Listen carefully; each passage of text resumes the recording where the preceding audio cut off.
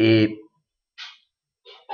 ya doy un salto un poquito, aunque ahorita volvemos a retomar y cuantas veces sea necesario nos devolvemos a los temas ya vistos, pero aquí voy a hablar entonces de nuevo del archivo de sintaxis para procedimientos usuales en encuestas. A ver, el tema que venimos mezclando fue el muestreo para encuestas porque es lo que da soporte. Pero también es cierto que el origen y objetivo del curso está en cómo podemos realizar unos procedimientos en lo más usual de las encuestas y que ganemos en agilidad, en oportunidad, etc. Ya vimos el tema de cómo hacemos los cuestionarios online usando Google Doc. Si alguien no tiene claro esa parte, tranquilamente nos la comenta y hacemos otro nuevo repaso del tema. Pero ya nos hemos cruzado información, hemos tratado de hacer pues varios y espero y creo que todos debemos de saberlo hacer porque entre otras cosas no es complejo. Pero sí hay que saberlo, sobre todo colocar en los sitios web, y si hay que volverlo a mirar, pues lo analizamos. Y el tema de los archivos de sintaxis, que lo que se pretende es agilizar. Agilizar y no volvernos repetitivos. Esa es como la gran ventaja de los archivos de sintaxis.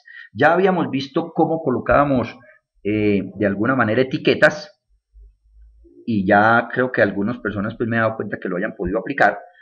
Ahora quiero reforzar eso mirando procedimientos muy usuales, pero se repasa el tema de cómo mejoramos o cómo manejamos los archivos de sintaxis. Pues bien, aquí tengo un archivo de uno de los participantes también. Archivo lo llamamos trazabilidad de la factura.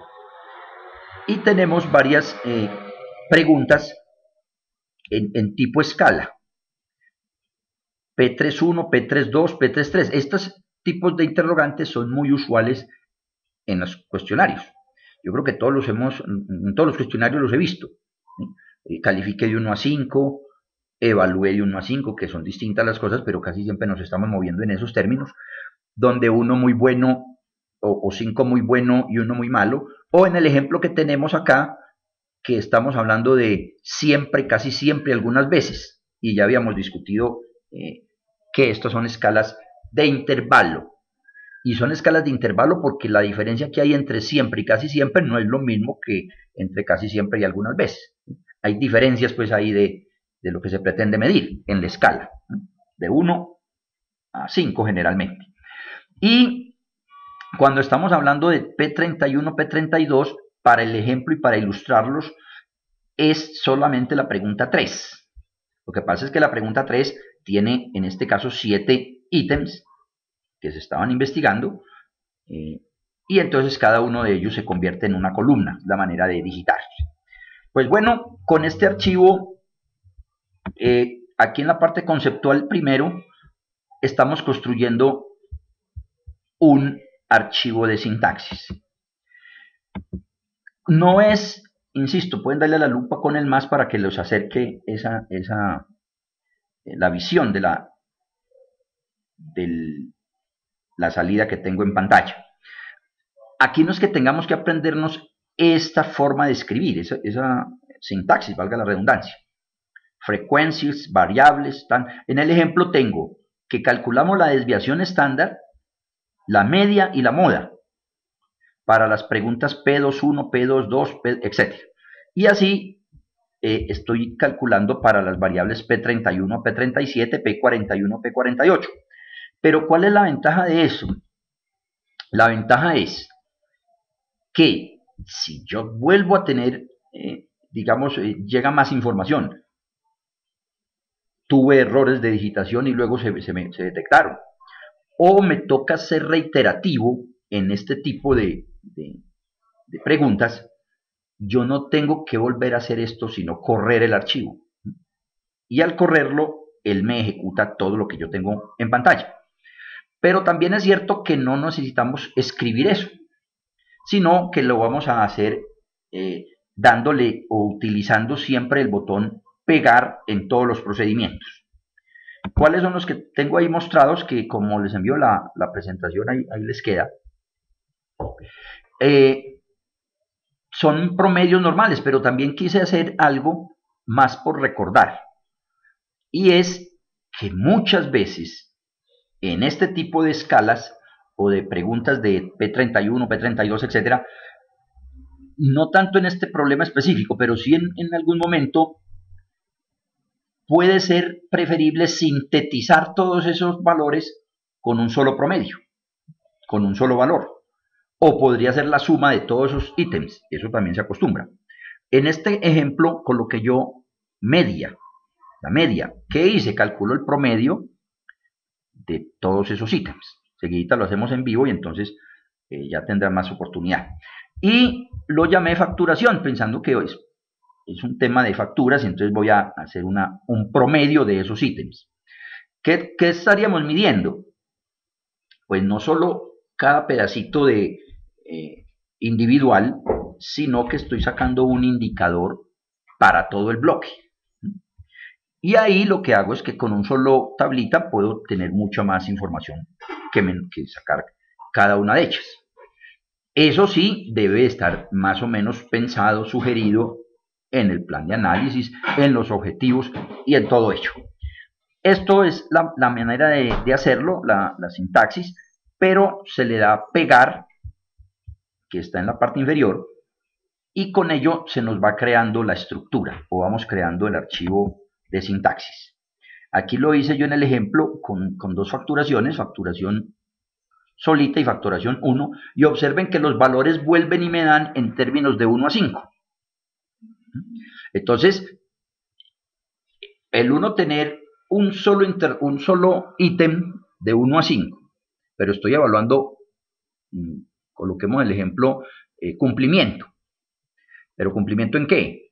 Bueno, en un solo ítem, pero podría haber otro tipo de cumplimiento. Recuerden que hay cumplimiento desde la llegada o desde que se dio una cita hasta que se atienda en la hora que es, se cumpla con el horario establecido para ello, etcétera, etcétera.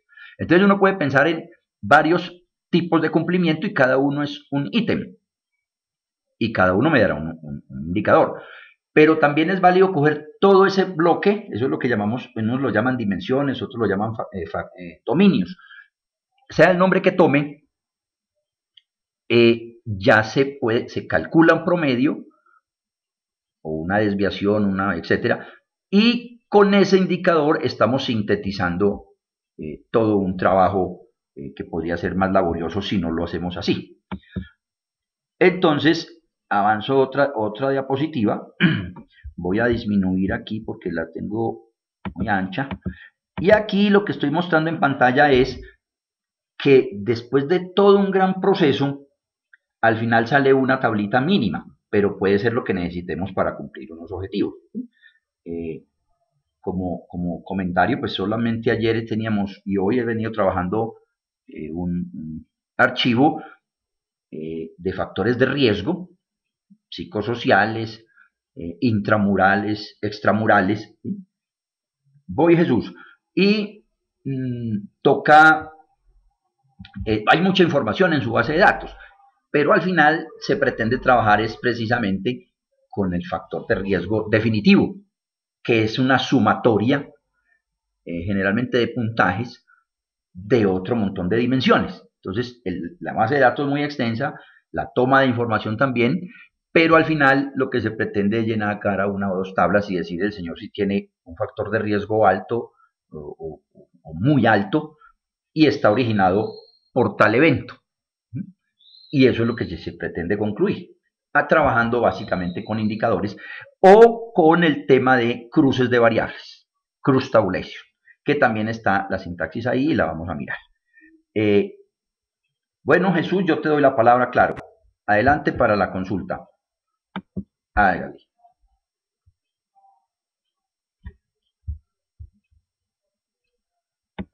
Buenas noches. Por favor, indíquenme si me están escuchando. Ok, gracias.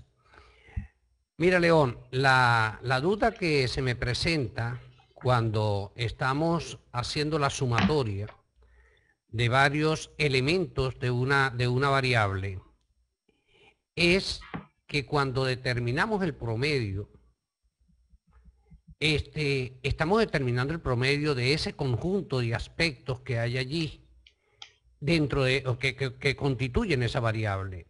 Pero dentro de esos aspectos que constituyen a esa variable, digamos algunos ítems en particular, tienen más peso o son más importantes dentro de la variable que otros.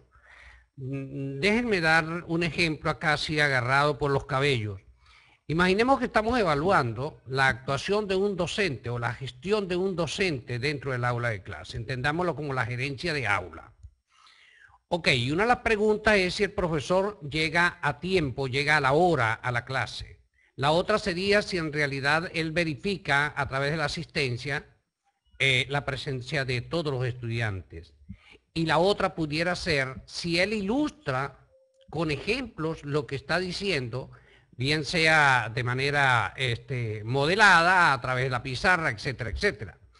Si vemos este último aspecto es de mucho peso allí, tiene más peso que las dos anteriores que he nombrado, es decir, la llegada puntual del docente y el llevar el registro de la asistencia de los estudiantes. Entonces, cuando nosotros sumamos esto y determinamos la media, lo estoy dando en pequeño, y aspiro que me esté explicando, tengo un promedio, es verdad, pero estoy dejando solapado un aspecto importante que debería estar como analizado de una manera aislada. Esa es la duda que se me presenta cuando veo que se integran los ítems para evaluar una determinada variable. Repito, esos ítems no tienen el mismo nivel de exigencia dentro de esa variable que se está evaluando. Esa es mi duda. Y gracias. Bueno, muy bien. No, como siempre pones el tema de reflexión. A ver, lo que pasa es que cuando uno va a sumar algo, ya la dimensión tiene que tener bien definidas las dimensiones. Valga decir, en el tema de los profesores que tú colocas, es usual haber un solo grupo de ítems que apuntan a metodología, por ejemplo. Entonces, en metodología estaría lo de si ilustra los ejemplos, si utiliza las TICs y algunos otros. ¿Sí? En el tema de cumplimiento, pues está si llegó a tiempo, si tomó así, en fin, hay unos ítems que hacen referencia a una dimensión distinta.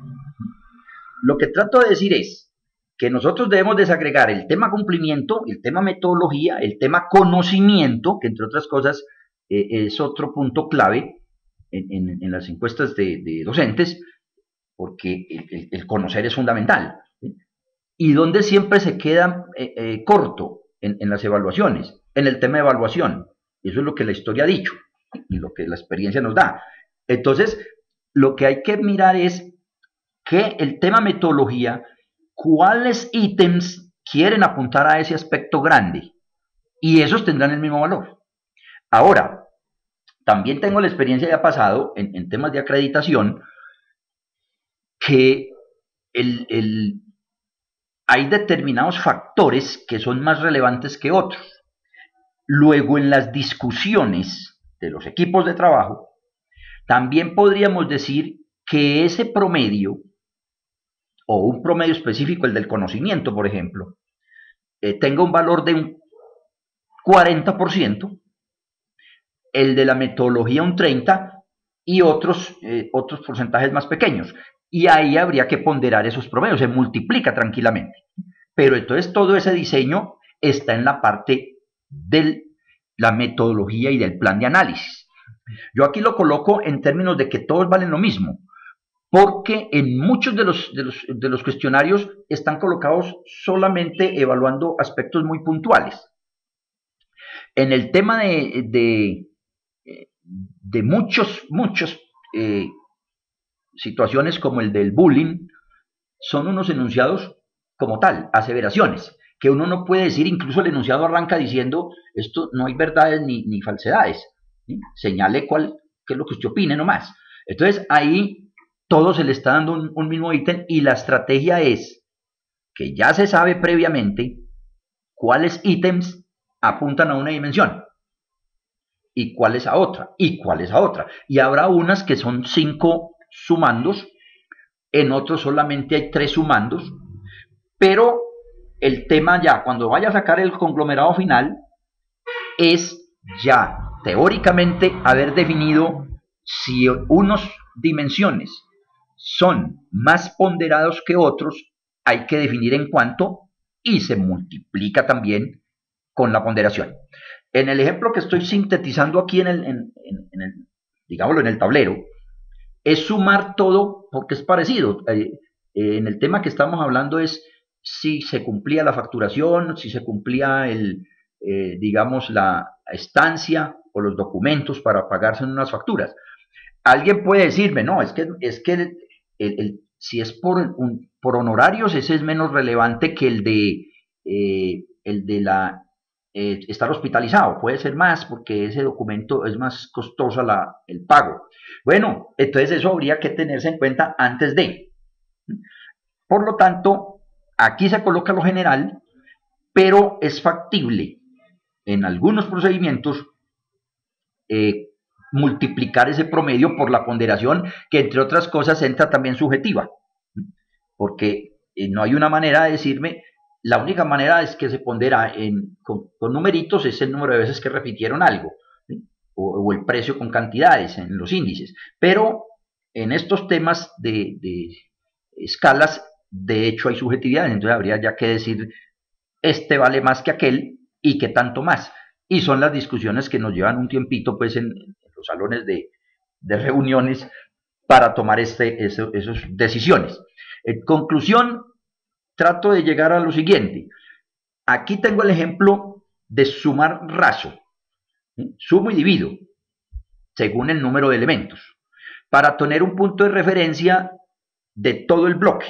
Valga decir, en eso que tengo en pantalla dio 1,8. 1,8 es casi el 2. Casi siempre faltan esos documentos de ese tema. Entonces era para sintetizar la información más que otra cosa. Y ese tipo de escalas también nos servirán y está previsto para el tema del análisis de factor.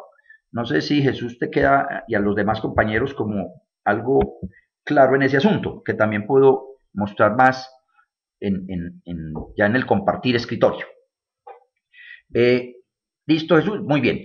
Bueno, Víctor me dice que ya está en disposición para darnos una panorámica de la conversación inicial.